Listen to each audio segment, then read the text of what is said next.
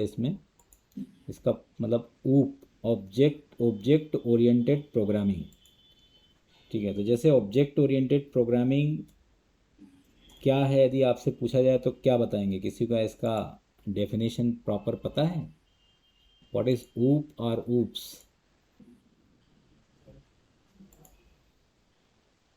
कोई भी बता Basically, सकता है इसका definition? yes, sir. It is a way of writing code. Okay. Previously, there is no functional programming where no classes and inheritance were there. But with using OOPS, we have like lot of things to improve our code. Okay okay, means clean code structure आप बोल सकते हो ना? Clean code Yes. Structure के लिए oops use होता है। Okay. It is reuse code. Code reusability भी आप कर सकते हैं, मतलब फीचर्स भी आपको ऊप्स के थ्रू मिलता है। ओके, ठीक है, बिल्कुल सही बात है। सर इसमें ऑब्जेक्ट क्लास बेस क्लास होती है ना सबकी? हाँ, ऑब्जेक्ट क्लास तो सी शार्प तो प्योरली ऊप्स है ना क्योंकि सी शार्प में तो बिना ऊप्स के आप कुछ कर ही नहीं सकते हैं। ठीक है, कुछ लैंग्वेज ऐसे होते हैं जो दोनों तरीके से लिख सकते हैं, हम बिना ऊप्स के भी लिख सकते हैं, विथ ऊप्स भी यूज़ करते हैं, जैसे पाइथन हो गया। तो पाइथन में मतलब दोनों स्ट्रक्चर आपको देता है, तीनों स्ट्रक्चर आपको पाइथन सपोर्ट करके दे रहा है कि पाइथन में आप विदाउट ऊप्स भी लिख सकते हो, विथ ऊप्स भी लिख सकते हो। ठीक है, तो अलग अलग टाइप के लैंग्वेजेस हैं, जैसे जावा, सी शार्प और बहुत सारे लैंग्वेज हैं मार्केट के अंदर जो पूरी तरह से ऑब्जेक्ट ओरिएंटेड को भी फॉलो करते हैं। जैसे आपने जावा स्क्रिप्ट भी आप पढ़ रहे होगे, तो जावा स्क्रिप्ट ऑब्जेक्ट ओरिएंटेड है हाँ कि हाँ, नहीं है? नहीं नहीं नहीं, हाई नहीं, लेवल लैंग्वेज है वो। क्लास नहीं बनता जावा स्क्रिप्ट में? नहीं बनाते हैं, पर सबने तो स्टार्टिंग में ये बताया था कि हाई लेवल लैंग्वेज है। हाँ, हाई लेवल तो सभी, मतलब हाई लेवल लैंग्वेज तो जिस लैंग्वेज का अपना खुद का इन्वायरमेंट होता है वो हाई लेवल है। लैंग्वेज का distribution high level, low level, medium level अलग है। ऊप्स को फॉलो करता है कि नहीं करता? करता है करता है सर, मैक्स करता है करता करता है। नॉर्मल जावा स्क्रिप्ट नहीं करता है, लेकिन जावा स्क्रिप्ट के अंदर अब एक्मा स्क्रिप्ट आ गया ना, ES6 से लेकर के ES हाँ, ये 13, 14, 16 जितने भी वर्जन अभी मार्केट में आ गए हैं, ये सभी object oriented programming design pattern को फॉलो करते हैं।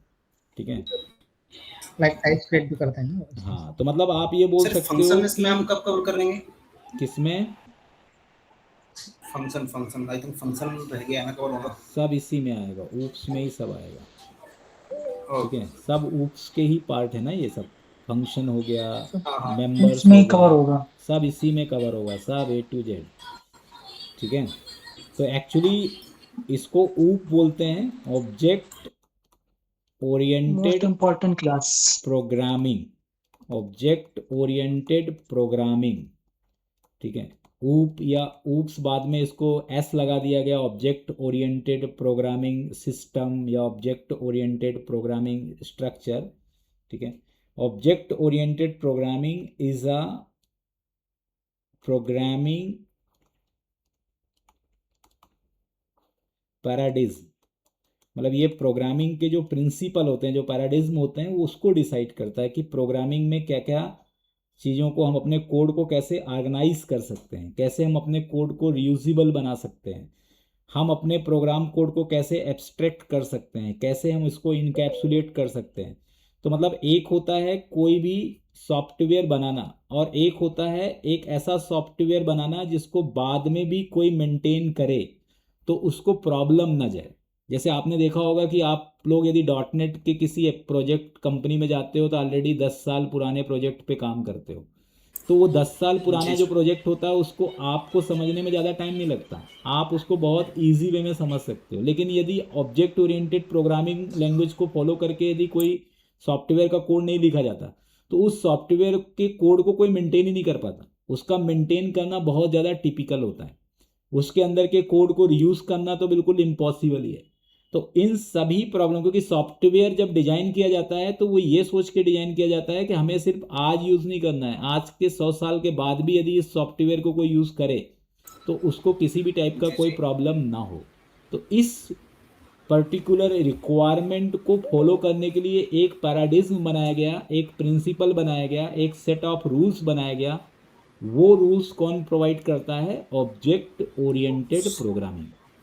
तो it is a programming paradigm that organises software design.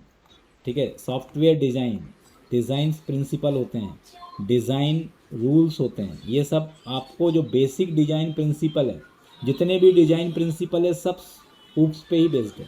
Software design around objects मतलब डेटा, जैसा आपका डेटा है उसके बेसिस में अलग अलग टाइप के डिजाइन पैटर्न्स होते हैं। आपने पढ़ा होगा डिजाइन पैटर्न्स, तो डिजाइन पैटर्न्स जो है वो पूरा ऑब्जेक्ट ओरिएंटेड पे ही बेस्ड है, ठीक है, रादर देन फंक्शन और लॉजिक। सर एक पहले मैसेज तो पढ़ा है किसी का, हाँ जी हेलो, बताइए क्या। ग्रुप में मैसेज पढ़ा है किसी का, वो बोल रहे हैं कि उन्हें एडमिट कीजिए ज्वाइन अच्छा करने के लिए। एडमिट कर लें, ठीक है ठीक है। कौन है ये? निशांत कुमार, सुबोध कुमार, ठीक है, ऐसे मुझे बता दिया करिए क्योंकि मैं इधर लिखता हूँ तो मुझे इधर दिखता नहीं है। ठीक है, फंक्शन और लॉजिक, ठीक है। तो मतलब पहले जैसे सी लैंग्वेज था, तो सी लैंग्वेज ऑब्जेक्ट ओरिएंटेड प्रोग्रामिंग को फॉलो नहीं करता, तो सी लैंग्वेज के अंदर सिर्फ हम क्या लिखते हैं? फंक्शंस और लॉजिक को ही मैनिपुलेट करते हैं। इसलिए देखा होगा आपने कि सी के अंदर हम जनरली सिस्टम सॉफ्टवेयर ही बनाते हैं और अभी भी बना रहे हैं, जैसे ऑपरेटिंग सिस्टम या इस तरीके के जो प्रोग्राम है जो एक इंडिपेंडेंट मशीन पे ही एग्जीक्यूट होता है, ठीक है। लेकिन जब आप रियलिस्टिक अप्रोच या रियल वर्ल्ड एप्लीकेशंस की तरफ यदि आप मूव करते हो तो फिर वहाँ पर डिजाइन पैटर्न एक बहुत बड़ा कंसर्न होता है, और इस कंसर्न को ऑब्जेक्ट ओरिएंटेड प्रोग्रामिंग के थ्रू हम बहुत अच्छे से मैनेज कर सकते हैं। जैसे आपने देखा होगा एमवीसी, तो एमवीसी मतलब मॉडल व्यू कंट्रोलर, ये क्या है? ये भी तो एक तरह से देखा जाए तो डिजाइन पैटर्न है ना। ये आपके एप्लीकेशंस को अलग अलग लेयर में क्या कर देता है? सब डिवाइड कर देता है। इसको सब डिवाइड करने का प्लस पॉइंट क्या है कि बाद में इसको मेंटेन करना आसान हो। कोई भी डिजाइन चेंज करना है, यूआई चेंज करना है, तो आपको पूरे आपको पता है कि यूआई वाला पार्ट व्यू में होगा, आप 2 मिनट में व्यू में जाओगे, एचटीएमएल में जाओगे, वहाँ के अंदर के कोड को चेंज कर दोगे। आपको लगता है कि डेटाबेस में चेंज हुआ है, तो अच्छा डेटाबेस में चेंज हुआ है तो मतलब कहाँ चेंज करना है? मॉडल में चेंज करना है, ठीक है। तो इस तरीके से आपको पहले से सब चीज़ों का नॉलेज है कि कौन सी चीज़ कहाँ पे रखी हुई है, जबकि ये बिना ऊप्स के ये पॉसिबल ही नहीं है। जितने भी डिजाइन पैटर्न आप यूज करते हो ये सब ऑब्जेक्ट ओरिएंटेड प्रोग्रामिंग पे ही बेस्ड है, ठीक है। इट क्रिएट रियल वर्ल्ड मतलब जो एक आम आदमी यूज करता है, ठीक है, जो रियल एप्लीकेशंस होते हैं, जितने भी मैनेजमेंट सॉफ्टवेयर्स होते हैं, जितने सीआरएम सॉफ्टवेयर्स होते हैं, जितने ईआरपी सॉफ्टवेयर्स होते हैं, ये सब मैनेजमेंट मतलब ये सब रियल वर्ल्ड एप्लीकेशन है। Real world, it create real world application using real world entities, जिसको हम ऑब्जेक्ट भी बोलते हैं, real world entities using classes. Classes क्या है? एक तरह से ब्लूप्रिंट है। Class is nothing, one type of blueprint, ठीक है। एंड ऑब्जेक्ट्स मतलब उसके इंस्टेंसेस। तो कोई भी रियल वर्ल्ड एंटिटीज को आपको यदि मैनेज करना है, उसको रिप्रेजेंट करना है अपने सॉफ्टवेयर सिस्टम के थ्रू, तो उसको आपको क्लासेस के फॉर्म में लिखना पड़ेगा और इंस्टेंस बना करके उसका यूज़ करना पड़ेगा। तो इस तरीके से आप समझ सकते हो। और ये जो रियल वर्ल्ड एंटिटीज़ के लिए एक सेपरेट कंटेनर्स हम बोल सकते हैं या टेम्पलेट बनाने का जो काम है वो किसका है? ऊप्स का है। ऊप्स ने क्या बना के दिया आपको? Classes and objects. क्योंकि ऊप्स का ये बिल्कुल मैंडेटरी प्रिंसिपल है, मतलब ये पैराडिज्म तो ऐसा है, ये ऐसा पर्टिकुलर रूल्स है जो आपको ऊप्स की पहचान है, ये ऊप्स की आइडेंटिटी है। आप किसी भी प्रोग्रामिंग लैंग्वेज में यदि आपने क्लास देख लिया और उस क्लास के अंदर, अब क्लास देख लिया समझ लो वो ऊप्स पे बेस्ड है, पूरी तरह से बेस्ड हो, पार्शियल ऊप्स पे, पर ऊप्स तो बेस्ड है ये, आप इस तरीके से डिसाइड कर सकते हो। इट प्रोवाइड्स मतलब object oriented it provide 4 core pillars इसके जो पैराडिज्म है उसके अंदर जो 4 पैराडिज्म या 4 अलग अलग इसके पिलर्स हैं जिसके लिए ऑब्जेक्ट ओरिएंटेड प्रोग्रामिंग जाना जाता है। इसमें सबसे पहले ऑब्जेक्ट ओरिएंटेड प्रोग्रामिंग के अंदर मैंने पहला रूल्स तो आपको बता दिया कि क्लास एंड ऑब्जेक्ट्स, ये तो बिल्कुल मैंडेटरी है, इसको तो अपन यूज़ करना ही पड़ेगा, इसके बिना तो काम ही नहीं होगा। सबसे फर्स्ट है इसमें 4 पिलर्स में इनकैप्सुलेशन, डेटा इनकैप्सुलेशन। दूसरे नंबर पे आता है एब्स्ट्रैक्शन, डेटा एब्स्ट्रैक्शन। ठीक है, इसका कोई नंबरिंग डिसाइड नहीं है, इसको आप आगे पीछे भी कर सकते हो।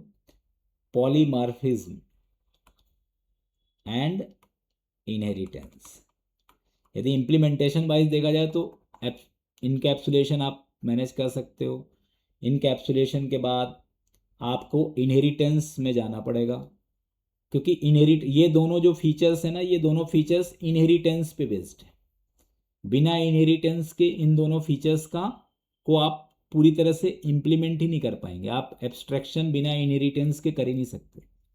पॉलीमॉर्फिज्म में डायनेमिक पॉलीमॉर्फिज्म यदि आपको करना है तो उसके लिए आपको किसकी ज़रूरत पड़ेगी? इनहेरिटेंस की ज़रूरत पड़ेगी। इसलिए फर्स्ट जो आप यदि सीक्वेंस वाइज देखा जाए तो फर्स्ट ये है, सेकंड ये है, थर्ड ये है और फोर्थ ये। इस तरीके से आप इसको प्रैक्टिकली इम्प्लीमेंट कर सकते हो। तो डेटा इनकैप्सुलेशन, डेटा एब्स्ट्रैक्शन, ये दोनों डेटा के लिए दिए गए हैं कि आपको कि सबसे मेन चीज़ क्या है? डेटा ही है। ठीक है, अब डेटा को ही हम क्या कर रहे हैं? ऑर्गेनाइज कर रहे हैं किसके फॉर्म में? क्लास के फॉर्म में। और उसको एक्सेस किसके थ्रू कर रहे हैं? इंस्टेंस बना के कर रहे हैं। तो उस डेटा को आपको एक सिक्योरिटी प्रोवाइड करना, ये दोनों काम किसका है? इनकैप्सुलेशन और एब्स्ट्रैक्शन का है। तो इसलिए आपको ये चारों प्रिंसिपल को पूरी तरह से फॉलो करना होगा और इसके करस्पॉन्डिंग ही आपको पूरा वर्क करना पड़ेगा। ठीक है, अब हम बात करते हैं सबसे पहले कि व्हाट इज, ठीक है, इनकैप्सुलेशन और एब्स्ट्रैक्शन में डिफरेंस पता है? कोई बता सकता है अच्छे से कि what is the difference between encapsulation and abstraction? So encapsulation हम तब यूज करते हैं when we want to hide something, right? And abstraction, I think ये तो कि सेल्फ एब्स्ट्रैक्शन में भी है ना, डेटा ये हाइडिंग तो तो इसमें एब्स्ट्रैक्शन इसमें में भी भी है, करते हैं। बिल्कुल सही बोल रहे हैं। हाइडिंग तो एब्स्ट्रैक्शन में भी है। तो हाँ, डिफरेंस इतना क्या जरूर है कि इसका हम वो ऑब्जेक्ट नहीं बना सर हम सकते। अब्स्ट्रैक्शन में ओनली जो रिक्वायर्ड है, यानी कि अब्स्ट्रैक्शन जरूरी है में वही सर हम शो करते हैं, ऑब्जेक्ट अदरवाइज नहीं सभी बना को हाइड सकते। हाँ हाँ, अच्छा अच्छा। और बेसिकली इनकैप्सुलेशन में दो तीन डिफरेंस तो है, जैसे कि एब्स्ट्रैक्शन क्लास बनाते हैं तो उसमें हम एब्स्ट्रैक्ट की का यूज करते हैं। मैं वो नहीं और पूछ रहा इसमें हूँ क्या मेथड प्रैक्टिकल, मतलब थ्योरेटिकली नहीं पूछ रहा हूँ मैं। आप बिल्कुल एक प्रोग्राम के थ्रू समझाओ कि मेरे को इनकैप्सुलेशन से ये होता है और एब्स्ट्रैक्शन से ये होता है, बस। इनकैप्सुलेशन अपन डेटा हाइड कर सकते हैं, डेटा हाइडिंग। और एब्स्ट्रैक्शन से उसमें क्या हाइड करते हैं? So only required field. Sir method के इम्प्लीमेंटेशन को हाइड करते हैं। यस, ये सही आंसर आया। मेथड के एक्चुअल इम्प्लीमेंटेशन को हाइड करते हैं। मतलब एक में हम सिर्फ मेंबर हाइड करते हैं। डेटा मेंबर होता है ना, प्राइवेट बनाना। तो आप किसी डेटा मेंबर को प्राइवेट बना दिया आपने, private int roll number, private string password, तो आपके रोल नंबर और पासवर्ड को कोई एक्सेस नहीं कर पाएगा क्योंकि प्राइवेट है।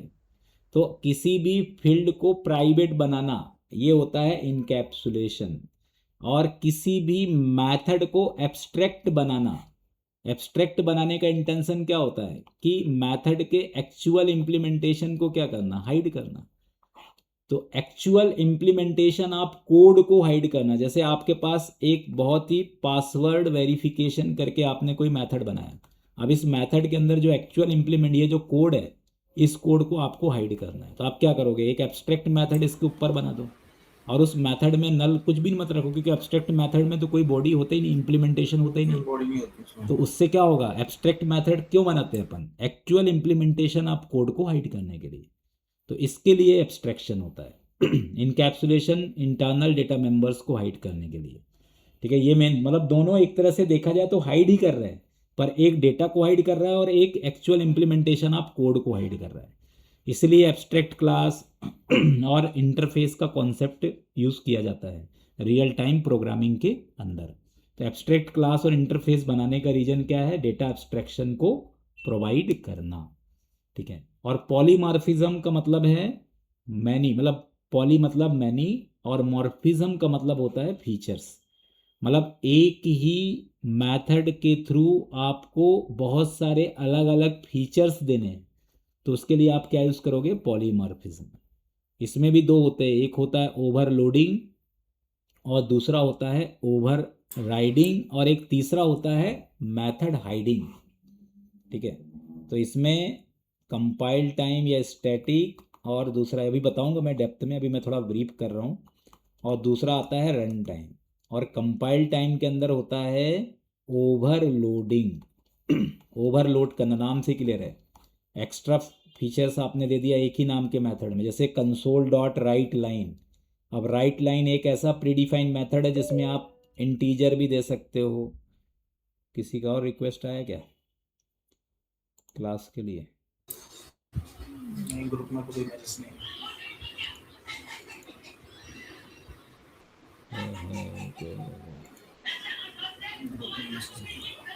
इंटीजर, इसमें आप स्ट्रिंग भी दे सकते हो, इसमें आप फ्लोट में राइट लाइन मेथड एक ही मेथड बनाया सी शार्प ने। अब जावा में यदि आप देखोगे तो अलग अलग मेथड भी हो सकते हैं।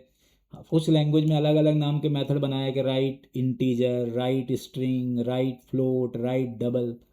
तो एक ही नाम से कितना आप डेवलपर फ्रेंडली हो गया ना, ये आपका कोड भी बिल्कुल क्लीन हो गया कि एक ही नाम से आपको जब बार बार आपको यूज़ नहीं करना होगा। तो ठीक वही प्रिंसिपल ओवरलोडिंग का है। इसमें दोनों ओवरलोडिंग सपोर्टेड है सी शार्प में, ध्यान रखना। एक फंक्शन ओवरलोडिंग और दूसरा ऑपरेटर ओवरलोडिंग। आप सी शार्प में ऑपरेटर को भी ओवरलोड कर सकते हो। ऑपरेटर ओवरलोडिंग मतलब ऑपरेटर के इंटरनल डेफिनेशन को मॉडिफाई कर सकते हो।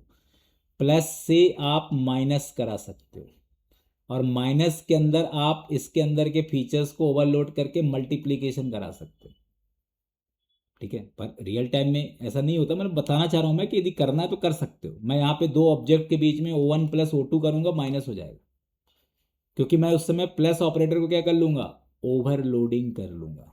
तो ओवरलोडिंग के थ्रू आप किसी भी ऑपरेटर्स के अंदर एक्स्ट्रा फीचर्स ओवरलोड कर सकते हो। तो ये चीज़ें ओवरलोडिंग में पॉसिबल है। I will discuss this. और रन टाइम में, रन टाइम मतलब जो ऑब्जेक्ट के अंदर मॉडिफिकेशन होता है, ऑब्जेक्ट के थ्रू जो मॉडिफिकेशन होता है वो रन टाइम होता है, ठीक है। अब रन टाइम के अंदर हम क्या क्या कर सकते हैं इसमें? एक तो ओवर राइडिंग फीचर, इसको अपन बोलते हैं मेथड ओवर राइडिंग, और एक होता है मेथड हाइडिंग। ओवर राइडिंग तो सबको पता होता है, लेकिन मेथड हाइडिंग के बारे में बहुत कम लोगों को पता होता है। ये फीचर्स पूरे प्रोग्रामिंग लैंग्वेज में सी शार्प ही देता है। किसी को पता है मेथड हाइडिंग के बारे में? What is the method hiding features? चलो अपन डिस्कस करेंगे। इसमें क्या होता है कि आपने कभी देखा होगा public string new to string, ऐसा मेथड आपने कभी बना हुआ देखा होगा या बनाया होगा कभी आपने। रिटर्न कर दिया आपने यहाँ पे हेलो वर्ल्ड। तो टू स्ट्रिंग मेथड तो आपको पता है ये ऑब्जेक्ट क्लास की एक मेथड है, और जब भी हम किसी भी ऑब्जेक्ट के अंदर डॉट टू स्ट्रिंग लगाते हैं तो ये मेथड कॉल होती है, ठीक है। तो इस मेथड को यदि मुझे क्या करना है? हाइडिंग करना है, तो इसके लिए मैं क्या यूज़ करता हूँ? न्यू कीवर्ड के थ्रू इसको रीडिफाइन कर सकता हूँ। तो ओवर राइडिंग और ओवर मेथड हाइडिंग में थोड़ा सा डिफरेंस है। ओवर राइडिंग के अंदर पेरेंट क्लास के अंदर का जो मेथड है वो चाइल्ड क्लास से हाइड हो जाता है, जबकि हाइडिंग में सिर्फ छुप जाता है, हाइड नहीं होता, राइड नहीं होता। पेरेंट क्लास का जो मेथड है वो क्या होगा? जैसे आप पेरेंट का रेफरेंस बनाओगे तो चाइल्ड वाला छुप जाएगा, चाइल्ड का रेफरेंस बनाओगे तो पेरेंट वाला। तो आई विल डिस्कस दिस। तो ये फीचर्स आपको पूरे के पूरे ऑब्जेक्ट ओरिएंटेड प्रोग्रामिंग के अंदर पढ़ने होंगे, ठीक है। इनकैप्सुलेशन इसको हम प्रैक्टिकली कैसे करेंगे? इसके लिए हमें एक्सेस स्पेसिफायर की भी ज़रूरत पड़ेगी। इसको एक्सेस स्पेसिफायर बोलते हैं, कुछ जगह आपको इसको एक्सेस मॉडिफायर भी बोलते हैं जावा की भाषा में, और इसको एक्सेस कंट्रोल बोलते हैं।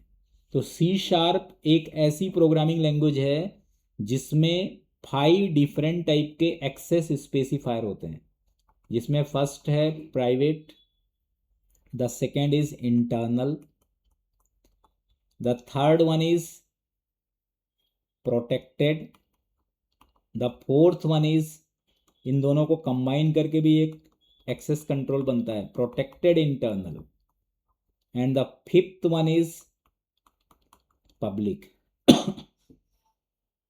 ठीक है, private can not access outside of the class, सबसे ज़्यादा सिक्योर है ये, मतलब ये ऐसे मेंबर्स जिनको आपको क्लास के बाहर से ही एक्सेस नहीं करना, एक्सेसिबिलिटी नहीं प्रोवाइड करना है। It can not access outside of the project. इसको थोड़ा और ज़्यादा स्ट्रेंथ दे दिया गया है कि ये क्लास के बाहर तो एक्सेस हो सकता है, लेकिन ये प्रोजेक्ट के बाहर एक्सेस नहीं हो सकता। प्रोजेक्ट के बाहर मतलब दूसरे प्रोजेक्ट्स में, क्योंकि मैंने आपको बताया था डे फर्स्ट में सॉल्यूशन, आप विजुअल स्टूडियो में देखते होगे solution. Solution means collection of projects, बहुत सारे प्रोजेक्ट्स का कलेक्शन आप एक सॉल्यूशन में अटैच कर सकते हो, क्रिएट कर सकते हो। प्रोटेक्टेड क्या होता है, इट कैन नॉट या it can access inside project and outside project, but inheritance is required।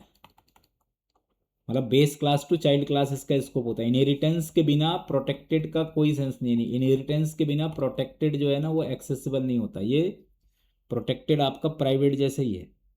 जब आप इनहेरिटेंस करते हो तभी हम प्रोटेक्टेड को एक्सेस कर सकते हैं, मींस रिलेटेड क्लास के बीच में ही प्रोटेक्टेड हो सकता है। लेकिन प्रोटेक्टेड का स्ट्रेंथ बहुत ज़्यादा है। प्रोटेक्टेड को हम आउटसाइड ऑफ द प्रोजेक्ट भी एक्सेस कर सकते हैं, लेकिन उसके लिए रिक्वायर्ड है inheritance. Without inheritance protected has no meaning. इसके बाद प्रोटेक्टेड प्लस इंटरनल है। इससे ये हुआ कि इन दोनों का मतलब इन दोनों का कॉम्बिनेशन यूज होता है। इंटरनल, प्रोटेक्टेड इंटरनल लिख दोगे तो मतलब विद इन अ क्लास या within a project it we can access with all classes, and outside of the project it can be accessed through inheritance. Outside of the project it can access through inheritance, and inside project it will access by default, क्योंकि internal inside project के अंदर किसी भी class में आप access कर सकते हो। एंड पब्लिक तो पूरा क्रॉस है, it can access inside and outside of the project, ठीक है। तो इसलिए आपको पब्लिक हमेशा नहीं बनाना है। पब्लिक आपको बहुत सोच समझ के बनाना है। आपको उसी क्लास को पब्लिक बनाना है जब आपको लगता है कि ये class outside of the project use हो सकता है, ये method outside of the project use हो सकता है, ठीक है। सी शार्प में क्लास का डिफॉल्ट स्कोप क्या होता है? यदि आप क्लास के सामने कुछ नहीं लिखते हो तो बाय डिफॉल्ट क्लास क्या रहता है? प्राइवेट रहता है, इंटरनल रहता है, प्रोटेक्टेड रहता है या पब्लिक रहता है? इंटरनल। और method private. Method is a private, ठीक है। तो डिफॉल्ट एक्सेस स्पेसिफायर होता है सी शार्प में। हमेशा ध्यान रखना कि सी शार्प में डिफॉल्ट एक्सेस स्पेसिफायर होता है इंटरनल। यदि आप कुछ नहीं लिखते हो तो बाय डिफॉल्ट इंटरनल ही होता है, ठीक है। इस तरीके से आप इसको मैनेज कर सकते हो। इसको चाहो तो आप प्रैक्टिकली भी देख सकते हो डिफरेंस, यदि आपको देखना है तो।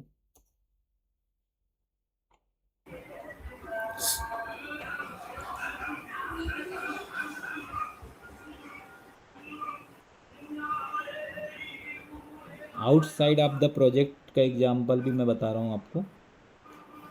क्या नाम से अपना फोल्डर्स?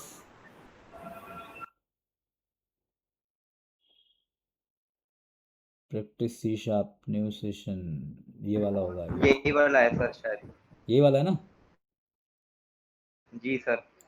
ठीक है।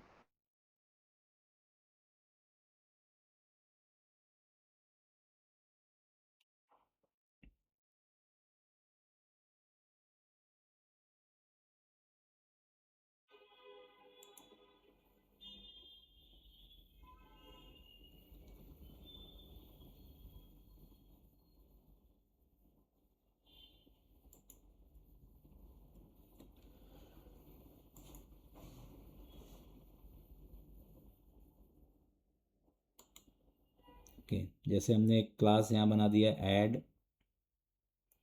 New item,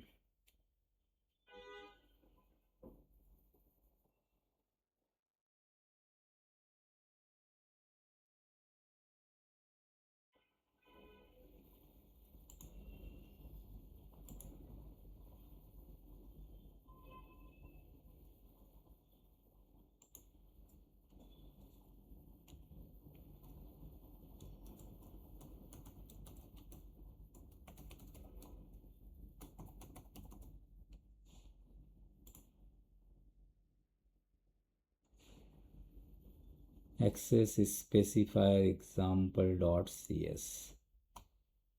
I will write void fun. I'm not right. देखो अब ये जो क्लास है अपने आप इंटरनल बन के आ रहा है।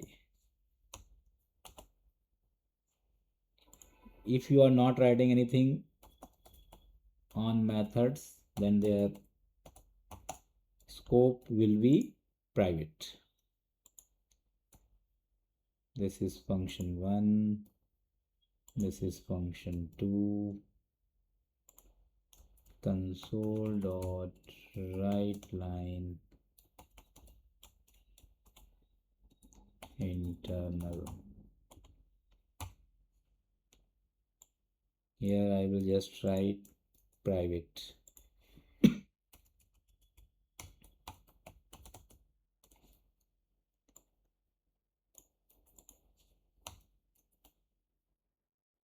Protected.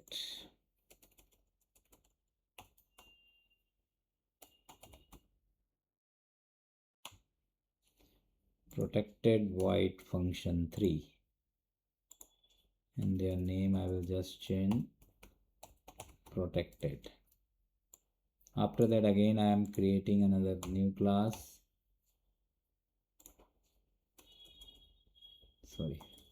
protected internal, and this will be function internal. I should be small because it is a keyword. Protected internal, that's it. And the next one is, it is a public void function 5, and simply we can declare it public. It has 5 different functions. The first one is private, second one is internal, third one is protected, fourth one is protected internal, and fifth one is public.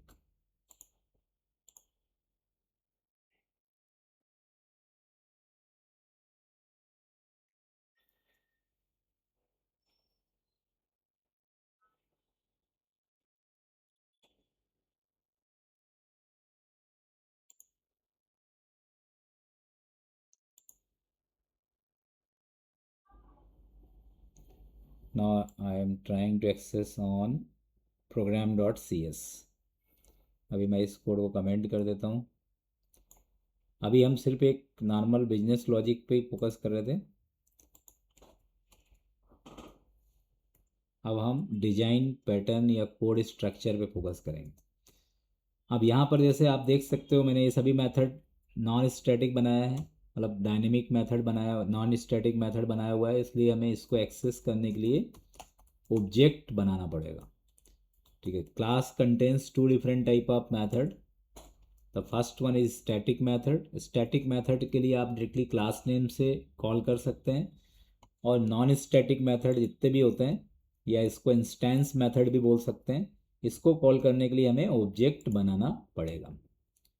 अब ये जैसे मैं यहाँ पे obj dot कर रहा हूँ, देखो जैसे मैं डॉट कर रहा हूँ तो आप यहाँ पे देख सकते हो कि इसके अंदर आपको जो एक्सेसिबल मेथड मिल रहे हैं। ठीक है, एक तो यहाँ पे फंक्शन 5 को आप एक्सेस कर पा रहे हो, फंक्शन 2 को कर पा रहे हो। ठीक है, फंक्शन 2 इंटरनल है इसलिए हम इसको एक्सेस कर पा रहे हैं। फंक्शन 3 तो एक्सेस ही नहीं हो रहा है, फंक्शन 4 इसलिए एक्सेस हो रहा है क्योंकि वो प्रोटेक्टेड इंटरनल है, तो मतलब उसका जो इंटरनल वाला जो फीचर है वो एक्टिवेटेड है। इसके बाद जो फंक्शन 5 है इसको भी हम एक्सेस कर पा रहे हैं। बाकी यदि आप हार्ड कोड भी लिखने को ट्राई करोगे फंक्शन 1, ठीक है, तो फंक्शन 1 जैसे आपने लिखा तो वैसे ही यहाँ पे इंटेलिजेंस जो है आपको एरर दे देता है, is inaccessible due to its protection level. आप यदि इसमें fun3 को भी एक्सेस करने को ट्राई करोगे तो ये सेम एरर मैसेज आपको शो करेगा, ठीक, inaccessible due to its protection level. तो मतलब आप यहाँ पे देख सकते हो कि by default function 2, function 4 and function मतलब इंटरनल, प्रोटेक्टेड इंटरनल और पब्लिक, ये 3 मेथड ही ऐसे होते हैं जिनको हम डायरेक्टली एक्सेस कर सकते हैं in same project without any inheritance.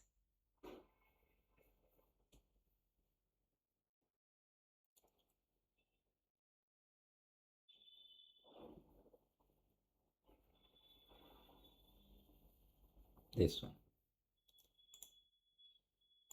अब यदि मुझे इसको इनहेरिटेंस करना, मैं अभी आपको इनहेरिटेंस आगे पढ़ाऊंगा, पर अभी एग्जांपल के लिए मैं आपको यूज़ करके बता रहा हूँ कि इनहेरिटेंस कर दे। इनहेरिटेंस करना बहुत आसान है C# में। Only you can use just colon symbol. ये कोलन सिंबल जो है ये आपको यूज़ करना है। ये आपका एक्सेस स्पेसिफायर एग्जाम्पल जो हमारा हमने जहाँ पर पूरे के पूरे सेट ऑफ मैथड्स को डिफाइन किया, ये पेरेंट क्लास हो गया और ये चाइल्ड क्लास हो गया। और इनहेरिटेंस का मतलब तभी होता है जब आप देखो, यदि इस केस में मैंने इनहेरिटेंस किया, यहाँ पर भी आप देख सकते हो, if you are creating the object of parent class, तो इस इनहेरिटेंस के फीचर्स क्या होगा, इम्प्लीमेंट नहीं होगा। इनहेरिटेंस का फीचर यदि आपको इम्प्लीमेंट करना है तो क्या करना पड़ेगा, create the object of child class, program obj equals to new program. आप इस तरीके से बनाओ और जैसे ही आप इसमें मैनेज करोगे तो देखो यहाँ पे ये तीनों तो कोई डिस्टरबेंस नहीं है इसमें, ये तीनों तो होंगे ही होंगे। अब साथ में फंक्शन 3 भी एक्सेस होगा। क्यों होगा, क्योंकि प्रोटेक्टेड के फीचर्स भी हम इसमें एक्सेस कर पा रहे हैं। लेकिन प्राइवेट तो किसी भी हालत में एक्सेस नहीं होगा, चाहे आप इनहेरिटेंस कर लो चाहे आप बिना इनहेरिटेंस कर लो, प्राइवेट तो एक्सेस ही नहीं हो रहा है। तो प्राइवेट पूरी तरह से डेटा इनकैप्सुलेशन के लिए है। तो यहाँ पे फंक्शन 1 जैसे मैं यहाँ पे लिख रहा हूँ तो अभी भी वही एरर ये आपको दे रहा है। तो विथ इनहेरिटेंस बस एक एक्सेसिबिलिटी बढ़ गई किसकी, प्रोटेक्टेड की। और अभी मैं सेम प्रोजेक्ट की बात कर रहा हूँ।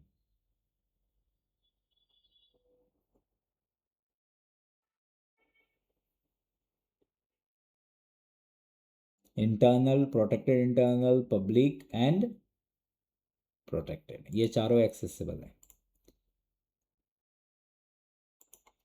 अब हम बात करते हैं outside of the project. Outside of the project कौन कौन एक्सेस, तो देखो ये सोल्यूशन है। आउटसाइड ऑफ द प्रोजेक्ट का यदि आपको प्रैक्टिस करना है तो इस सोल्यूशन के अंदर एक प्रोजेक्ट आप और बना सकते हो। तो मैं अभी सोल्यूशन में राइट क्लिक करता हूँ, यहाँ पर जाऊँगा, ऐड में जाऊँगा, यहाँ पे जाऊँगा मैं न्यू प्रोजेक्ट में, और यहाँ पर भी मैं एक और प्रोजेक्ट्स ऐड करता हूँ। इसका नाम मैं देता हूँ कंसोल एप्लीकेशन, ठीक है, कंसोल ऐप न्यू कर देता हूँ इसका नाम। इसके बाद इसको नेक्स्ट करता हूँ मैं, ठीक है, इसके बाद भी क्रिएट कर लेता हूँ।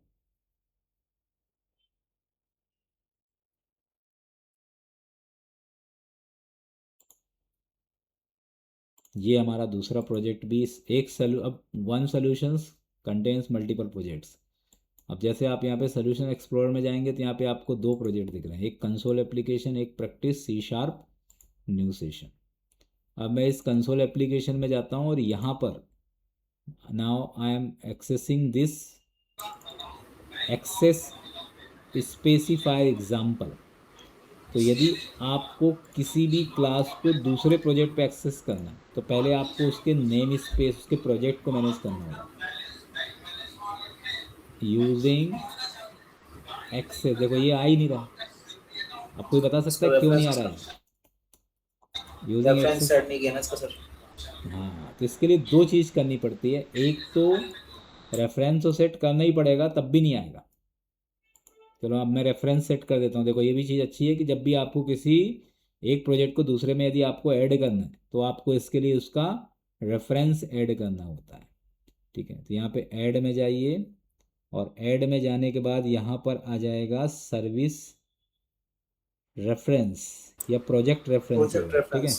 क्योंकि सर्विस रेफरेंस और सर्विसेज के लिए होता है।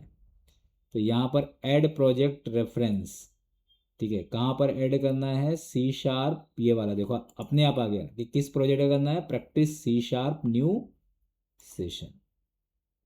तो इससे क्या हो जाता है, इसका EXE इसके अंदर जाके लोड हो जाएगा। देखो ये आ गया प्रोजेक्ट्स में प्रोजेक्ट C# न्यू सेशन, लेकिन इसके अंदर अभी भी एक्सेस नहीं होगा। तो कोई बता सकता है क्यों नहीं होगा? Space. देखो यूजिंग एक्सेस स्पेसिफाई कर रहा हूँ, कोई हिंट नहीं दे रहा है। हिंट देना चाहिए ना, इसलिए नहीं दे रहा है क्योंकि ऐसा कोई क्लास ही नहीं है जो outside of the project access हो। तो अब क्या करना पड़ेगा, पहले इस क्लास को पब्लिक बनाना पड़ेगा, क्योंकि मेथड तो क्लास का पार्ट है ना। क्लास आपने इंटरनल बना दिया और मेथड आपने पब्लिक बना दिया, थोड़ी ना चलेगा। तो ये भी आपको ध्यान रखना है कि कभी भी किसी भी क्लास को यदि outside of the project add करना है तो पहले इस क्लास का एक्सेस स्पेसिफायर आपको चेंज करना पड़ेगा। अब ये जो एरर दे रहा है वो तो मल्टीपल मेन मेथड का दे रहा है, ठीक है, ये कोई बड़ी एरर नहीं है। अब ये यहाँ पर एक्सेस हो जाएगा using access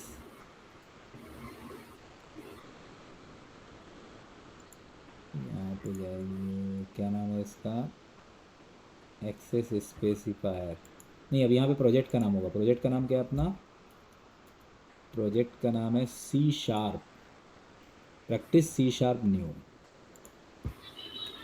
practice C# new session, practice C# new session.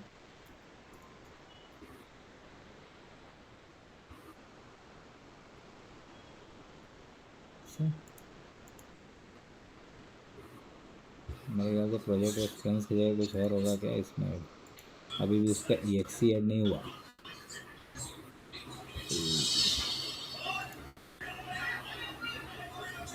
Mute कर लीजिए, किसी की आवाज़ आ रही है, इधर डिस्टरबेंस हो रहा है।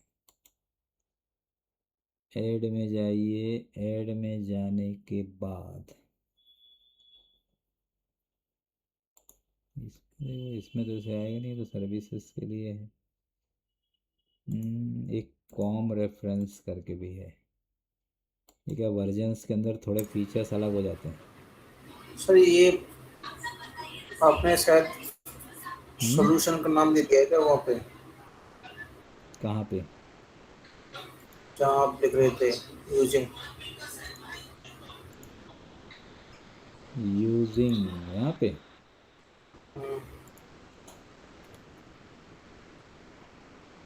तो यहाँ पे तो प्रोजेक्ट का नाम ही देना पड़ेगा ना। प्रोजेक्ट तो अपना शायद दूसरा है ना सर। प्रोजेक्ट का नाम यही है ना, प्रैक्टिस C# न्यू सेशन नाम से तो प्रोजेक्ट है ना। हाँ सॉरी सॉरी। दोनों का एक ही, जब पहला प्रोजेक्ट जो बनाते हैं ना तो प्रोजेक्ट का नाम और सोल्यूशन का नाम सेम रहता है।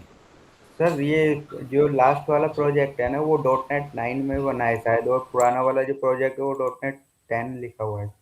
हाँ ये भी सही आपने मैनेज किया, ये भी हो सकता है, देख लेते हैं ना चेक करके। इस पर क्लिक करो, .NET 9.0, हाँ यही दिक्कत है ना, सही, बिल्कुल वर्जन सही। एरर हो गया। तो इसको आप एक काम करो, नया ही बना देते हैं, ये सही आपने कैच किया है, नहीं तो इसमें चलता ही नहीं किसी भी हालत में। Add new project console application, this console application new,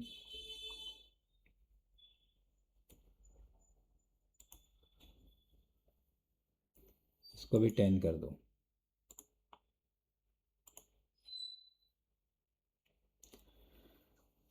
ये हो गया। अब इसमें जाइए,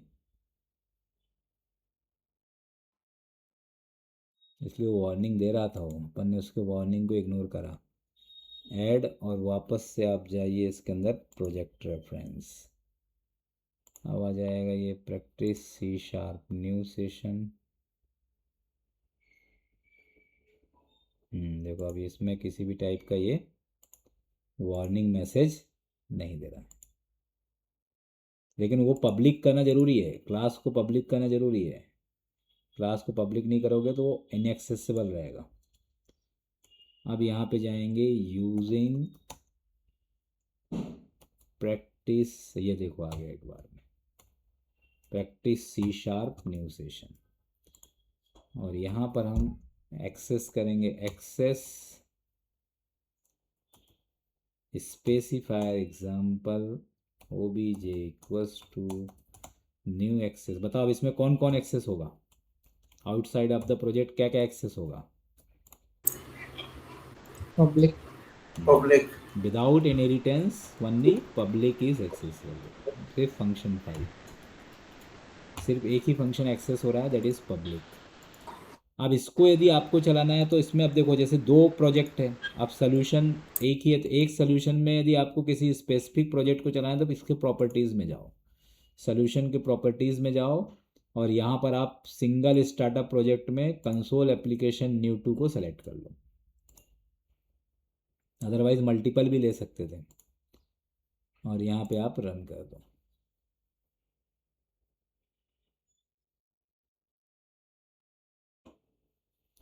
तो इससे ये प्रूफ है होता है कि outside of the project only public is accessible. ये देखो सिर्फ पब्लिक वाला जो मेथड है वही एक्सेसिबल हो रहा है। अब यदि इसके अंदर मुझे प्रोटेक्टेड को एक्सेस करना है तो वापस से वही सेम एक्सेस स्पेसिफायर एग्जाम्पल को हम इनहेरिट कर लेंगे यहाँ पे, और इनहेरिट करने के बाद हम प्रोग्राम का ऑब्जेक्ट बना देंगे, प्रोग्राम क्लास का यहाँ पे ऑब्जेक्ट बना देंगे, program obj equals to new program, और यहाँ से आप obj dot and you can easily access. अब देखो इसमें तीन अलग अलग फंक्शन एक्सेसिबल है। एक तो फंक्शन 3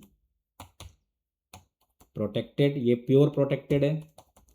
फंक्शन 4 के अंदर ये गठबंधन वाला प्रोटेक्टेड है, इसमें प्रोटेक्टेड प्लस इंटरनल दोनों है, और तीसरा पब्लिक। ये तीनों एक्सेसिबल है।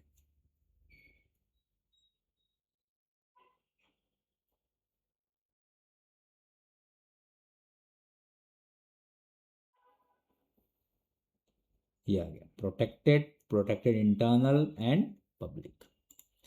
तो इस तरीके से आप इसको समझ सकते हैं।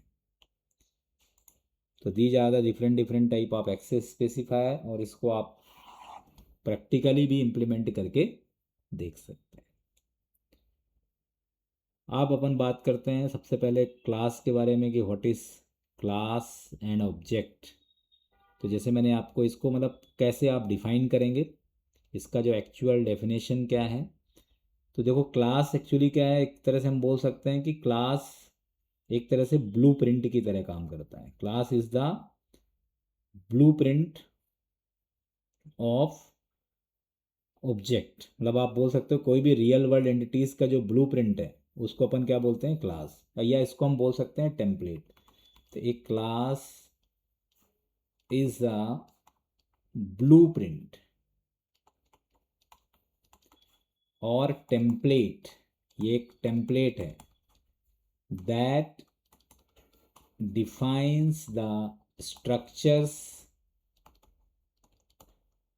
इसके अंदर हम क्या क्या डिफाइन कर सकते हैं, properties data member and behaviours of an real world entities. तो जो भी आप रियल वर्ल्ड एंटिटीज इम्प्लीमेंट करोगे प्रोजेक्ट के बेसिस पे, उसके अंदर का जो स्ट्रक्चर है, उसकी जो प्रॉपर्टीज़ है और उसके जो बिहेवियर्स हैं, वो सभी चीज़ें आप क्लास के अंदर मैनेज करोगे। ठीक है। और ऑब्जेक्ट क्या बोल सकते हो, an object is a specific instance of that class. तो उस क्लास का एक स्पेसिफिक जो इंस्टेंस है उसे अपन क्या बोलेंगे, ऑब्जेक्ट बोलेंगे। ठीक है। Created in memory with actual values. तो जो एक्चुअल वैल्यूज को अपने मेमोरी में कंटेन करने का जो काम है, ठीक है, वैल्यूज को कंटेनर, वैल्यू कंटेनर जो होता है वो क्या होता है, आपका इंस्टेंस होता है। तो आप ये बोल सकते हो कि जब भी आप कोई भी पर्टिकुलर रियल वर्ल्ड एंटिटीज़ को मैनिपुलेट करना है या रियल वर्ल्ड एंटिटीज़ को डिफाइन करना है, तो पहले आपको एज अ टेम्पलेट क्लास बनाना पड़ेगा और उसके अंदर के डेटा को कंटेन करने के लिए आपको ऑब्जेक्ट बनाना पड़ेगा। तो ऑब्जेक्ट आपको एक इंडिपेंडेंट हाउस या इंडिपेंडेंट एक पूरा एक मेमोरी आपको प्रोवाइड करेगा और उस मेमोरी के अंडर में आप अपने डेटा को कंटेन कर सकते हो। तो जैसे आप कोई हाउस बनाते हो तो उस हाउस के अंदर का जो ब्लूप्रिंट है, मतलब जो उसको अपन बोल सकते हैं मैप है, वो क्या है, आपका क्लास है। ठीक है, ये पूरा उस मैप के अंदर पूरा रहता है ब्लूप्रिंट में कि भाई इतना इट डिफाइंस कहाँ पर आपका वॉल रहेगा, कहाँ पे डोर रहेगा, कहाँ पे विंडो रहेगा, ये सभी चीज़ें। और फिजिकली आपके हाउस को डिफाइन करने का काम, फिजिकली हाउस को बिल्ड करने का जो काम होता है, ठीक है, जो ब्लूप्रिंट आपने बनाया है उस ब्लूप्रिंट के अकॉर्डिंग घर बनाने का जो काम है वो किसका है, ऑब्जेक्ट का है। तो ऑब्जेक्ट आपको रियल मटेरियल्स, कलर्स, ये सभी चीज़ें, कितने लोगों कैपेसिटी को, जो लोग आपके रह रहे हैं, वो सभी चीज़ें क्या है, एक आपका ऑब्जेक्ट। तो जो फिजिकल कंटेनर ऑब्जेक्ट होता है और उसका पूरा का पूरा एक लॉजिकल रोड मैप जो आपको प्रोवाइड कर रहा है, वो कौन प्रोवाइड कर रहा है, क्लास प्रोवाइड कर रहा है। ठीक है, तो क्लास को आप बोल सकते हो एक तरह से लॉजिकल ग्रुपिंग्स भी बोल सकते हो कि लॉजिकल ग्रुपिंग्स ऑफ फीचर, जो आपके फीचर्स है उसको सब डिवाइड करने का काम, उसको अलग अलग यूनिट के अंदर सब डिवाइड करने का जो काम है वो किसका होता है, क्लास का होता है। तो इस तरीके से आप इसको इम्प्लीमेंट कर सकते हो। और जनरली देखा जाए तो क्लास को हम एक तरह से एक यूजर डिफाइंड डेटा टाइप भी बोल सकते हैं। It is custom data type या user defined data type. User defined data type मतलब आपको जिस तरीके का रियल वर्ल्ड एंटिटीज़ को मैनिपुलेट करना है उसके रिस्पेक्ट में आपको क्लास बनाना है। जैसे आप कोई स्टूडेंट मैनेजमेंट सिस्टम का कोई प्रोजेक्ट बना रहे हो, तो आप स्टूडेंट मैनेजमेंट सिस्टम है या मार्कशीट मैनेजमेंट सिस्टम का कोई प्रोजेक्ट बना रहे हो, तो उससे रिलेटेड जितने भी रियल वर्ल्ड, जैसे स्टूडेंट मैनेजमेंट सिस्टम में आपको स्टूडेंट नाम से आपका एक रियल वर्ल्ड एंटिटी होगा, इसके ऊपर आपको काम करना होगा। टीचर्स एक एंटिटी, उसके ऊपर काम करना होगा। सब्जेक्ट या मार्क्स का जो अलॉटमेंट है उसके बेसिस पे आपको एक पर्टिकुलर वर्क करना होगा। तो इन सभी रिक्वायरमेंट को फुलफिल करने के लिए आपको अलग अलग क्लास बनाने होंगे और इन क्लासेस के अंडर में आपको अपने वैल्यूज़ को कंटेन करने के लिए आपको इसके इंस्टेंस बनाने होंगे। तो इसलिए जब भी हम कोई क्लास बनाते हैं तो उसका एक इंस्टेंस भी बनाना रिक्वायर्ड होता है, क्योंकि आपके जो डेटा को कंटेन करने का जो काम है, एज अ डेटा कंटेनर जो वर्क है वो कौन करेगा, आपका ऑब्जेक्ट करेगा। तो जैसे हमने अभी जो क्लास बनाया था वो नॉर्मल क्लास थे, ठीक है, सिर्फ हमने लॉजिक पर्पस से बनाया था। अब ये रियल वर्ल्ड क्लासेस है, जैसे student, teacher, marksheet, assignment, these one. अब इन क्लासेस के अंदर हम कौन कौन से कंपोनेंट, अब बात करते हैं कि हम क्लास तो बना लिया, ऑब्जेक्ट भी बना लिया। ऑब्जेक्ट बनाने का जो सिंटेक्स है, सबसे पहले आपको अपने क्लास नेम का एक रेफरेंस बनाना पड़ेगा और इस रेफरेंस को आपको इनिशलाइज करना होगा एक मेमोरी को का जो कंस्ट्रक्शन के, मतलब जो भी आपका मेमोरी है उस मेमोरी से इस रेफरेंस को इनिशलाइज करना होगा। तो ये जो ऊपर वाला जो पार्ट है ये सिर्फ क्या है, रेफरेंस है, और ये जो नीचे वाला पार्ट है ये क्या है, एक ऑब्जेक्ट है। तो मतलब आप किसी भी रेफरेंस वेरिएबल, मतलब इसको अपन रेफरेंस वेरिएबल बोल सकते हैं। हमने अभी सिर्फ क्या बनाया, एक रेफरेंस वेरिएबल बनाया। अभी इस रेफरेंस वेरिएबल की डिफ़ॉल्ट वैल्यू हम क्या दे सकते हैं, नल। तो मतलब इसका एक एड्रेस तो है, लेकिन इस एड्रेस के अंदर किसी भी टाइप का अभी कोई मेमोरी नहीं है। अभी इसकी मेमोरी क्या है, खाली है। इस लाइन का मतलब ये है, आपने जैसे ये नीचे वाला लाइन लिखा, इसका मतलब ये हुआ कि इसका एक मेमोरी भी क्या है, क्रिएट हो गया। और मेमोरी को क्रिएट करने का काम किसका है, न्यू कीवर्ड का काम ही होता है। It create memory under heap. ये जो मेमोरी क्रिएट होता है वो किसके अंडर में होता है, हीप मेमोरी, इसलिए इसको हीप मेमोरी बोलते हैं। और इस मेमोरी को इनिशलाइजर, ये जो आपने ये भी देखा होगा, इसको बोलते हैं कंस्ट्रक्टर। ठीक है। तो ये जो मेमोरी आपकी बनी है, ये मेमोरी किसके लिए बनी है? इसको इनिशियलाइज करने का काम किसका है? इस कंस्ट्रक्टर का है। और इससे इन दोनों लाइन को मिलाकर के पूरी तरह से क्या बनता है? एक ऑब्जेक्ट बनता है।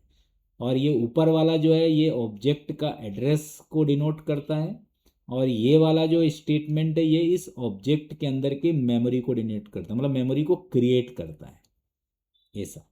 अब आपने इसके अंदर एक मेंबर ले लिया, अभी मैं इस मेंबर को इंटरनल बना देता हूँ। मान लो अपन ने यहाँ पे ले लिया इंटरनल इंट रोल नंबर।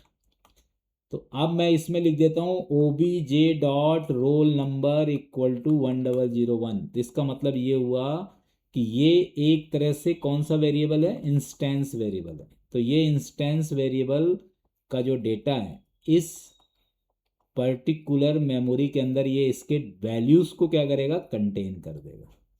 तो मैंने अभी आपको बताया कि जो इंस्टेंस होता है इट कंटेन रियल वैल्यूज़, ठीक है। Object, it is a specific instance of that class created in memory with actual values। तो यही है in memory with actual values को बनाने का जो काम है वो किसका है? इंस्टेंस का है। इसी को शॉर्टकट में, ये जैसे अपन ने 2 लाइन में लिखा, इसी को शॉर्टकट में अपन क्या लिख देते हैं? एक ही लाइन में लिख देते हैं, क्योंकि 2 लाइन कौन लिखेगा? इसलिए अपन डायरेक्टली ऐसा लिख देते हैं student obj equals to new student. तो जनरली देखा जाए तो ये 2 लाइन का एक शॉर्टकट फॉर्मेट ये है। जैसे आप कोई वेरिएबल ऐसे लिखते हो इंट x, फिर दूसरे लाइन में आप जाके लिख देते हो x असाइन 10, या शॉर्टकट में आप डायरेक्टली लिख देते हो इंट x असाइन 10। तो बस वही बात यहाँ पर। तो इस तरीके से आप क्लास और ऑब्जेक्ट को समझ सकते हो। पर अभी ये जो क्लास बनाया है इसके अंदर का जो मेंबर हमने डायरेक्ट एक्सेस कर लिया। इस मेंबर को हमें अभी ये डेटा इनकैप्सुलेशन नहीं है इसमें, क्योंकि डेटा इनकैप्सुलेशन का मतलब ये है कि किसी मेंबर को आपको डायरेक्टली एक्सेस नहीं करना है। तो इसके लिए क्लास के कुछ अदर कंपोनेंट का यूज़, मतलब कुछ और कंपोनेंट होते हैं क्लास में। तो क्लास में कौन कौन से कंपोनेंट होते हैं? The first is data member. Data member एक टेक्निकल टर्म्स है, इसको अपन बोल सकते हैं नॉर्मल वे में वेरिएबल, कांस्टेंट। तो जो वेरिएबल और कांस्टेंट है इसी को हम क्या बोलते हैं? डेटा मेंबर, ठीक है। ये हमारे पर्टिकुलर जो भी हमारे क्लास के अंदर के डेटा होगा उसको होल्ड करते हैं। इसके बाद second one is member function. Member function थोड़ा सा ऊप्स का वर्ड है, नॉर्मल वे में अपन इसको मेथड या फंक्शन बोलते हैं। तीसरा कंस्ट्रक्टर। कंस्ट्रक्टर मैंने अभी ये वर्ड जो है अभी यूज़ किया था मैंने यहाँ पर, कि क्लास के नेम से यदि आप कोई मेथड बनाते हो उसे हम क्या बोलते हैं? कंस्ट्रक्टर। कंस्ट्रक्टर वैसे भी बताऊंगा मैं अभी आपको डिटेल में। 2 टाइप से कंस्ट्रक्टर बनता है, एक सिस्टम डिफाइन, आप नहीं बनाओगे तो सिस्टम खुद बनाएगा, और एक दूसरा यूज़र डिफाइन। और यूज़र डिफाइन में भी 2 टाइप के कंस्ट्रक्टर होते हैं C# में, स्टैटिक और नॉन स्टैटिक। इसके बारे में भी अपन डिस्कस करेंगे। ये 3 चीज़ें तो कॉमन है, सभी लैंग्वेज में होती हैं, चाहे वो C++ हो चाहे वो जावा हो। ये तीनों चीज़ें आपको हर ऑब्जेक्ट ओरिएंटेड प्रोग्रामिंग लैंग्वेज में मिलेगी। अब मैं चौथी की बात करता हूँ, दैट इज़ कॉल्ड प्रॉपर्टीज़, ठीक है। प्रॉपर्टीज़ एक्चुअली क्या होता है? ये भी देखा जाए तो एक तरह से डेटा मेंबर जैसा ही होता है, पर इसमें हम डेटा मेंबर्स के अंदर की जो एक्सेसिबिलिटी है इसको हम एक्सेसर मेथड भी बोलते हैं। एक्सेसर मेथड कि एक तरह से ये एक मेथड जैसे ही होते हैं, और इनके अंदर हम मोड डिफाइन कर सकते हैं। रीडेबल, हमें रीडेबल बनाना है कि राइटेबल बनाना है, कि रीडेबल राइटेबल दोनों बनाना है, हमें कुछ कंडीशन अप्लाई करना है रीड करने से पहले या राइट करने के बाद या राइट करने से पहले। तो मतलब एक तरह से देखा जाए तो प्रॉपर्टीज़ के थ्रू हम किसी भी इंडिपेंडेंट मेंबर्स को कनेक्ट करके भी वर्क कर सकते हैं, और इंडिपेंडेंटली भी प्रॉपर्टीज़ को एज अ डेटा मेंबर भी डिक्लेयर कर सकते हैं। तो दोनों तरीके से प्रॉपर्टीज़ का इम्प्लीमेंटेशन है, इसके बारे में भी हम डिस्कस करेंगे। The fifth one is properties का भी एक एडवांस प्रॉपर्टी आ चुका है C# में, जिसको हम बोलते हैं इंडेक्सर। इंडेक्सर, इंडेक्सर सुना है किसी ने?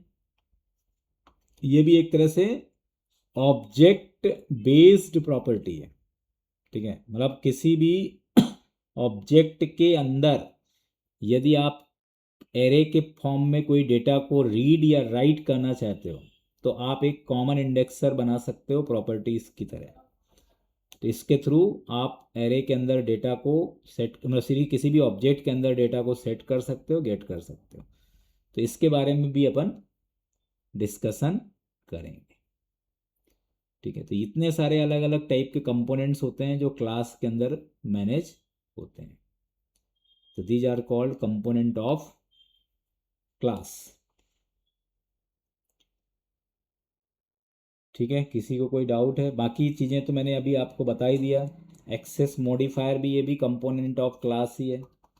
एक्सेस मॉडिफायर्स जो मैंने अभी एक्सप्लेन किया है मैंने रिसेंटली। तो अब इसको जो डेटा मेंबर है इसको और ज़्यादा आजकल मॉडर्निटी में थोड़ा और इसका नाम चेंज कर दिया। जैसे .NET कोर में इसको फील्ड्स बोलते हैं, फील्ड्स, ठीक है। ASP.NET कोर में तो ये fields, data member, variable, constant, ये सब एक ही बात है, ठीक है। प्रॉपर्टीज़ को तो प्रॉपर्टीज़ ही बोलते हैं, ठीक है। मेंबर फंक्शंस और मेथड्स, कंस्ट्रक्टर, एक्सेस मॉडिफायर, ये सभी चीज़ें इसके अंदर मैनेज्ड है।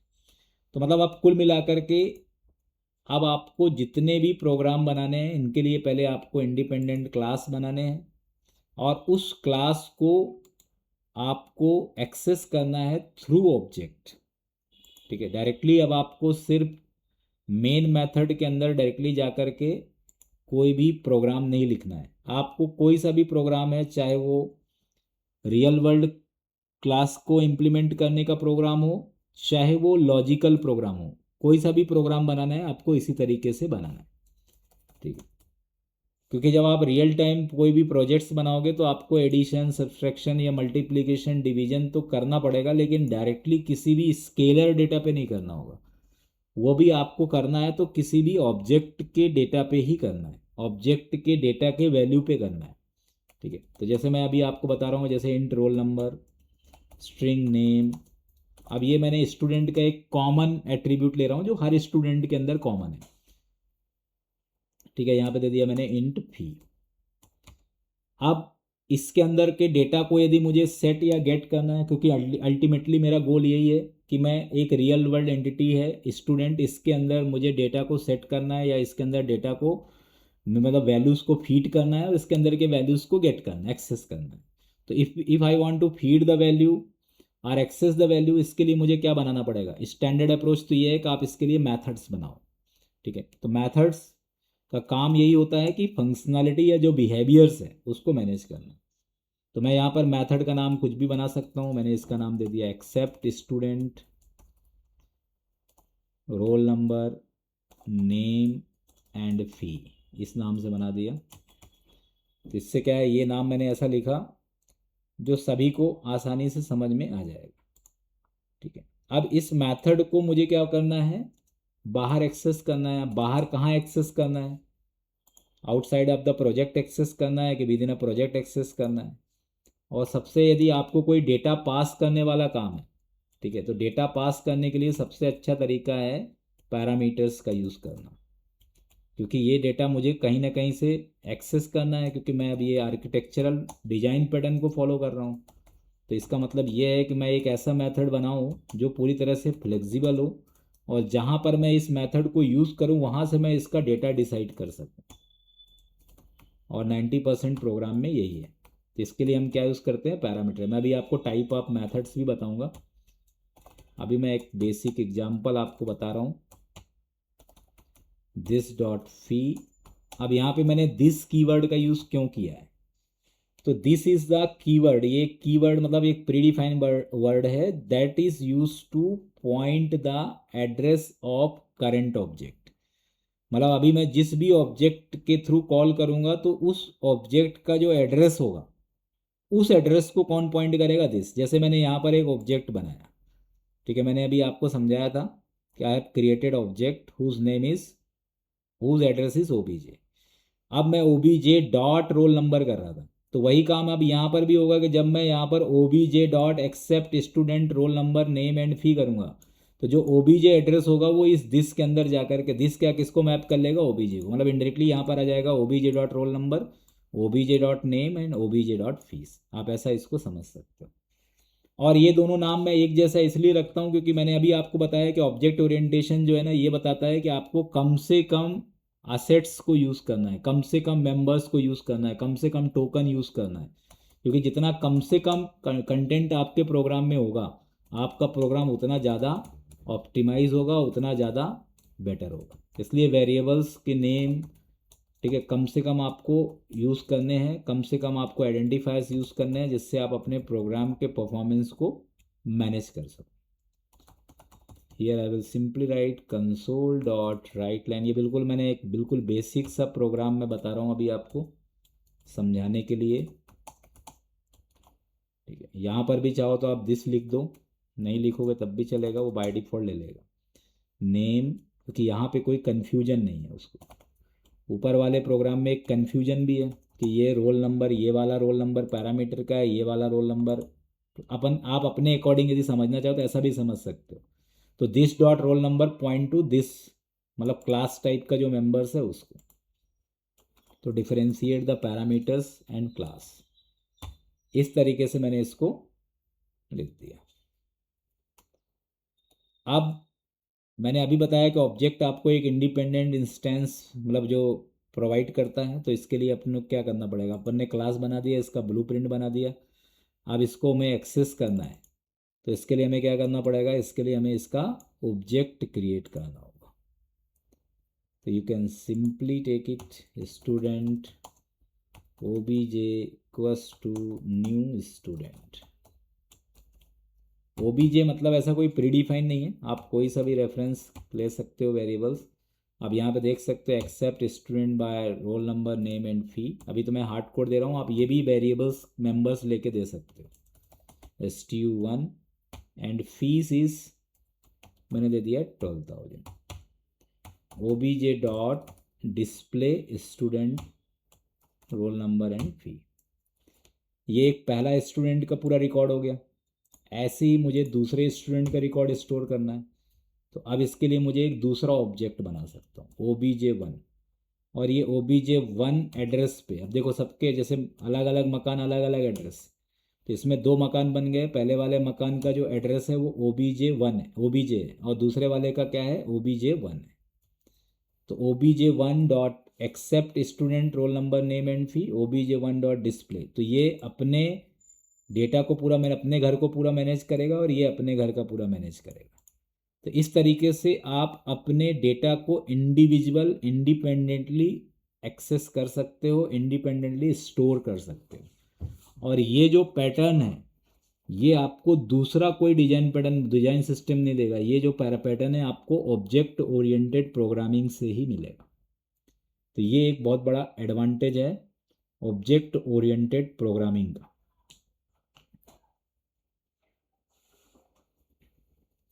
तो इससे आप बहुत आसानी से समझ सकते हो, देखो ये कि कैसे आपका क्लास काम कर रहा है और कैसे आपका ऑब्जेक्ट काम कर रहा है। तो ये जो पर्टिकुलर पार्ट है इसको हम बोलेंगे ऑब्जेक्ट, एक्सेस वाला पार्ट। और ये जो पर्टिकुलर हमने ब्लूप्रिंट बनाया ये क्या है, आपका क्लास है। यदि मैं इस चीज़ को यूज़ नहीं करूँगा तो इस क्लास का कोई मतलब नहीं है, ये सिर्फ एक ब्लूप्रिंट बन के रह जाएगा। तो हमें इसको यदि फिजिकली, जैसे आपने घर का सिर्फ मैप बना लिया बस, अब आप घर नहीं बना रहे हो। यदि आपको घर बनाना है तो आपको फिजिकली उसको जितने भी आइटम्स की रिक्वायरमेंट है वो सब लाना पड़ेगा, उसको जोड़ना पड़ेगा, तब जाकर के वो चीज़ बनेगी। तो ठीक वही काम यहाँ पर कौन कर रहा है, ऑब्जेक्ट कर रहा है। और इसमें 2 अलग अलग, आप कितने एक क्लास के कितने भी ऑब्जेक्ट आप बना सकते हो।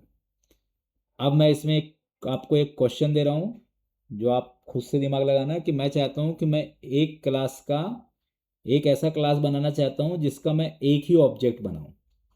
आई want to make a class, create a class, ठीक है, which only be instantiated once, ठीक है, जो एक बार ही इंस्टेंशिएटेड हो, मतलब एक बार ही उसका ऑब्जेक्ट बना सके। एक तो ये है, और दूसरा दे रहा हूँ क्रिएट ओनली 3 ऑब्जेक्ट्स। एक दूसरा ये भी दे रहा हूँ कि आप एक कुछ ऐसा करो कि किसी भी क्लास का हम 3 ऑब्जेक्ट बना सके, जैसे चौथा ऑब्जेक्ट बनाए तो बाहर आ जाए। तो एक बना लोगे तो वो वाला भी कर लोगे, पर इसके लिए एक कॉन्सेप्ट होता है, आप पढ़ सकते हो, सिंगल ऑब्जेक्ट बना सकें इसके लिए एक क्लास होता है, उसको बोलते हैं सिंगलटन क्लास। और ये भी इंटरव्यू का एक कॉमन क्वेश्चन होता है। ओनली 3 ऑब्जेक्ट वाला जो है ये लॉजिक से बनेगा। तो दोनों मैंने दे दिया कि आपको ऐसा कुछ करो कि एक इस क्लास का जैसे मैं कोई तीसरा ऑब्जेक्ट बनाने जाऊं, obj2 बनाने जाऊं, 3 तक तो बना लूं, जैसे obj4 बनाने जाऊं या कुछ भी बनाने जाऊं तो अपने आप वो एरर दे दे कि भाई नहीं, ये क्लास एक टाइम में आप इस सॉफ्टवेयर को 3 डिवाइस में ही चला सकते हो, चौथे में नहीं चला सकते। ठीक है, किसी कोई डाउट है इसमें? जो मैंने क्वेश्चन दिया और जो मैंने अभी बताया इसमें आप पूछ सकते हैं। सर जैसे अगर हम ऑब्जेक्ट बनाएंगे डिफरेंट जगह पे, सपोज हमने 2 ऑब्जेक्ट बना लिए क्लास ए में और एक ऑब्जेक्ट बनाया क्लास बी में, और क्लास सी में मैं 4th ऑब्जेक्ट बनाना चाहता हूँ, तो वहां एक ही पे भी क्लास एरर का, आना चाहिए, एक ही क्लास के अलग अलग क्लास के? नहीं, जैसे आपने बोला ना कि एक क्लास के 3 ऑब्जेक्ट बन सकते हैं, हाँ, तो एक उस क्लास के, मान लो कि मैंने क्लास ए में 2 ऑब्जेक्ट बनाए, एक दूसरी क्लास बी में एक और ऑब्जेक्ट नहीं बनाया, तो बनना टोटल चाहिए। 3 हो गए। हाँ, अब मैं क्लास सी में एक और ऑब्जेक्ट बनाना चाहता नहीं हूँ, तो बनेगा। क्लास सी में वो एरर आना चाहिए। हाँ, एरर आना चाहिए, या कि यहीं पे बना के भी एरर आना चाहिए, बाहर कहीं भी बनाओ, मतलब उसको कहीं भी तो तीन जगह से बात एक्सेस नहीं होगा ऐसा। ओके, और सर अगर एक से ज्यादा प्रोजेक्ट हो, मतलब एक से ज्यादा फोल्डर्स में कहीं बनाने पे की भी एक प्रोजेक्ट के बाहर भी यदि आप एक्सेस करोगे तब भी नहीं होना चाहिए, कहीं से ओके भी। ओके ठीक है, ये ओके। तो ये करना है आपको। चलिए ठीक है।